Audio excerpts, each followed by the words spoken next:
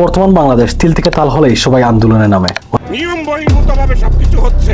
এটা কোনো জীবন, মানুষের জীবনকে বিপন্ন করে যদি রাজনীতি হয়, সেই রাজনীতির দরকার নাই।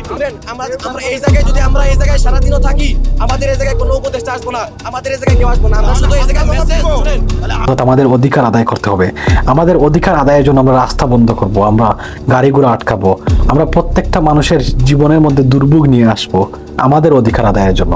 গাড়ির মধ্যে ভাই ইমার্জেন্সি একটা লেন রাখেন ভাই, একটা লেন দেন, আমরা চলে যাই ভাই।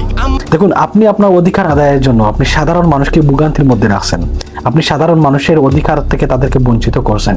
একজন নাগরিক সে যদি কাজ করে তাহলে তার পরিবার চলবে, আপনি তার কাজের মধ্যে বাধা সৃষ্টি করছেন। আপনার অধিকার আদায়ের জন্য আপনি তার কাজের মধ্যে বাধা সৃষ্টি করছেন।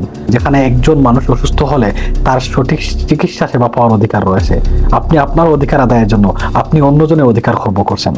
অর্থাৎ আপনি এমন একজন মানুষ, আপনি নিজের অধিকারের জন্য সোচ্চার, অথচ সাধারণ মানুষের অধিকার বিঘ্ন করছেন, সাধারণ মানুষের অধিকার থেকে তাদেরকে বঞ্চিত করছেন। তা নিয়ে আপনার কোনো মাথা ব্যথা নেই। কিসের জন্য প্রতিনিয়তই দেশের মধ্যে কোনো কিছুই হলে আপনাকে রাস্তা বন্ধ করে আন্দোলন করতে হবে? আপনি একজন সৎ নেতা হওয়ার পূর্বে, আপনার অধিকার দেখার পূর্বে আপনি সাধারণ মানুষের অধিকার দেখতে হবে। আপনি দেখতে হবে আপনার দ্বারা সাধারণ মানুষ কি ক্ষতিগ্রস্ত হচ্ছে, আপনার কোনো আন্দোলনের জন্য আপনার কোনো কথার দ্বারা কোনো মানুষ কি ক্ষতিগ্রস্ত হচ্ছে।